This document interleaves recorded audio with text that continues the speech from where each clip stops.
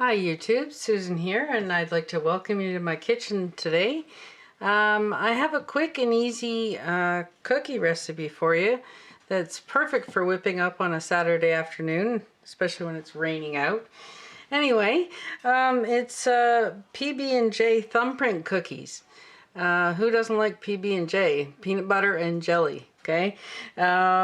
These are cute little cookies to whip up. They're thumbprint. They're just the size of a little ball and a thumbprint where you put the jelly in it. So anyway, I thought I'd give you a quick look at this easy recipe. I'll put the recipe in the description box so you don't have to take notes and worry about that. Just simply watch and see how I do it and get the recipe afterwards. I've already got the oven preheating to 350. They bake in the center of the oven at 350 for 7 to 9 minutes. So it's just a short little shot of heat and cooks it up, and you're out of the kitchen in no time and enjoying those cookies with your coffee or tea. Anyway, we'll get right to it. The first thing is I've prepped some of it ahead for brevity for the video.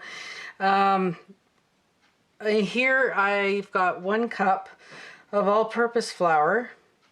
There's a half a teaspoon of baking soda and a 1/4 teaspoon of salt. And you simply mix those together. It says to whisk them, and I suppose it's a good way to incorporate them all and get them well mixed, because the whisk will break it up quite nicely. Okay, that's all you need to do there. Now you take a large bowl, and in it you whisk 1 egg, and we'll just do that quickly. There we go, 1 egg. And take the whisk.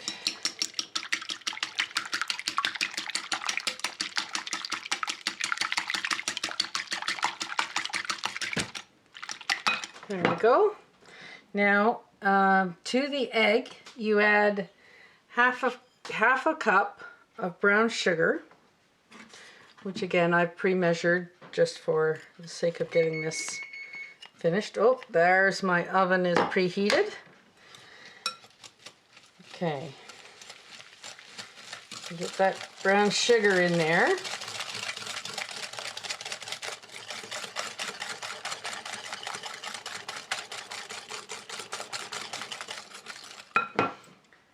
And half a cup of peanut butter. Again, pre-measured. So we'll just add that into the egg mixture. Basically, it's the same as a lot of recipes you see. You usually have wet and dry ingredients, and quite often you'll mix up the dry ingredients together and mix up the wet ingredients, and then you add one to the other. So this is basically the same thing. So right now I'm doing the wet ingredients.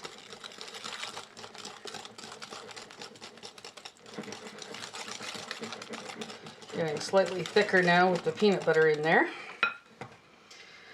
And a 1/4 cup of butter softened.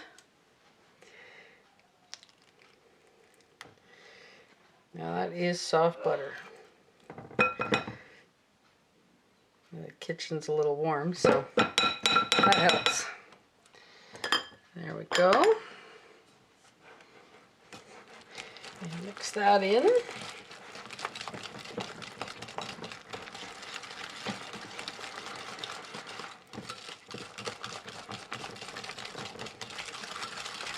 Just until it's evenly mixed there. And it also calls for half a teaspoon of vanilla. Now I just use the usual additive. It's artificial vanilla extract. You can use the pure stuff if you so choose, but the amount of baking I do, I just use this, which is exactly what it's calling for. So there's a half of a teaspoon, just a little bit of a vanilla hint in there, and of course a little more moisture, because next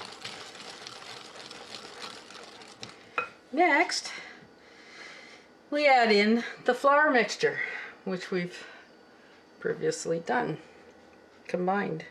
So I just add a little bit at a time to make sure that it gets incorporated evenly. There's no pockets, big pockets of flour. And you'll notice I'm not using a mixer of any kind. It's just simply a whisk. There, that's the rest of it. It's simply a whisk because number one is it's not a big batch. It's not huge. So a little bit of arm work is all right.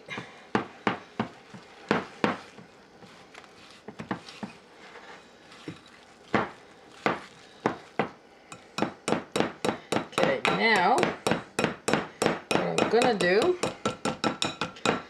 is get the whisk out of here because it's starting to clog up in the tines of the whisk, which is a good sign that it's being mixed well. Okay, so we'll do that. Make sure the bowl gets scraped down really well. And do the rest with the spatula.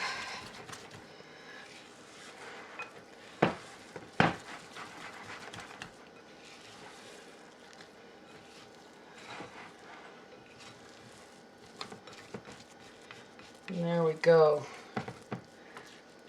You see the consistency of that?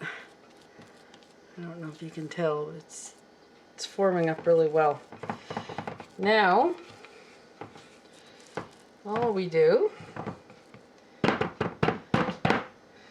is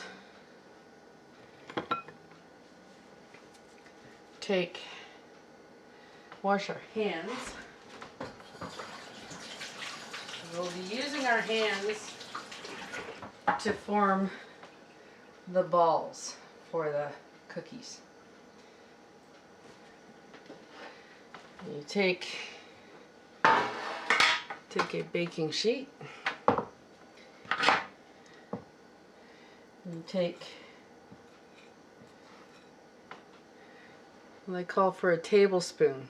Now that's what I use. It's just a tablespoon, big spoon, and you put a ball. Move that. Okay.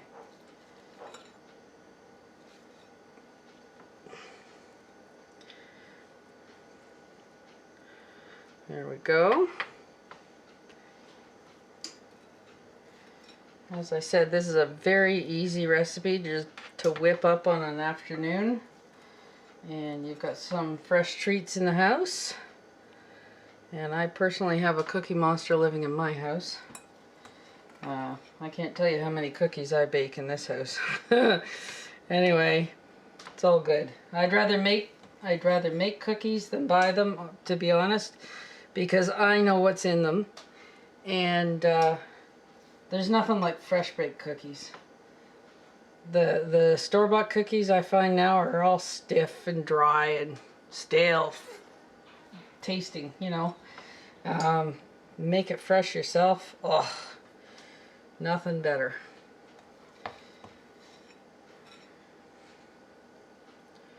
Okay, I already got 9 on the sheet.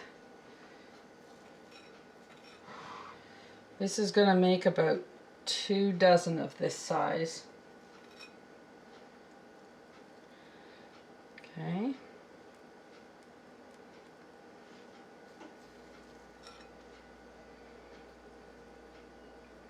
And there we go. There's a dozen. And all you do is take your thumb And you make an indent in the top.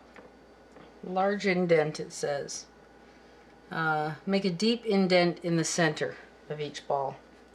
So you want it deep enough so that the jelly doesn't boil over and make a mess, and you wanted that to stay in the cookie. So as simple as that.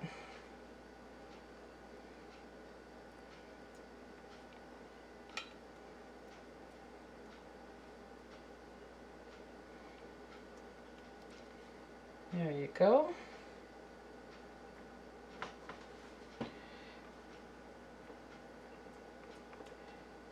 Make an indent in each cookie. And it doesn't take long at all. I mean, I've mixed that and put it on the sheet and made the indents, and now I'm adding the jelly in, and we're almost ready to bake it. So you just take your jelly, and I use, this is the best, Welch's Concord Grape Jelly. Nothing better than this. My husband's favorite too. And you put jelly in the center where you put the indent.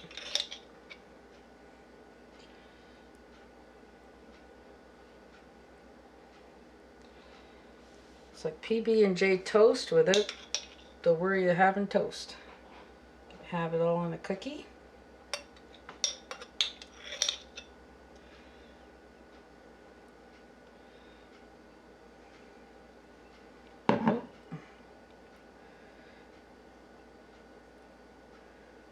Some of that out of there. That's gonna go over, I know. Oh well, making a mess is half the fun, I think. And I would think you could even get your kids in on this one. Get them into the baking thing, you know, creating. And certainly small enough for them to get their hands into, and not very hard instructions at all.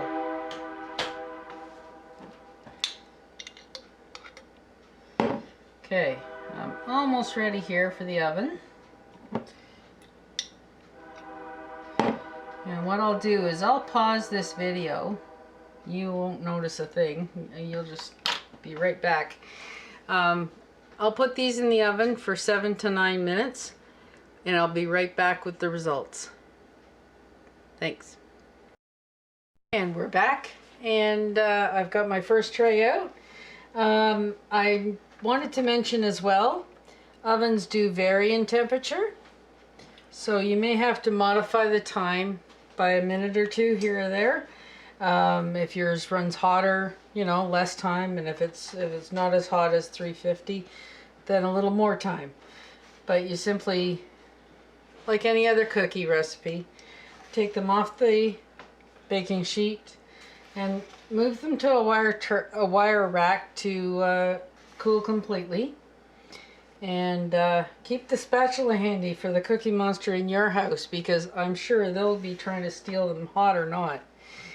Anyway, thanks for watching, and I think it's time for a cup of tea and a cookie. Thanks again, and I'll see you in the next video.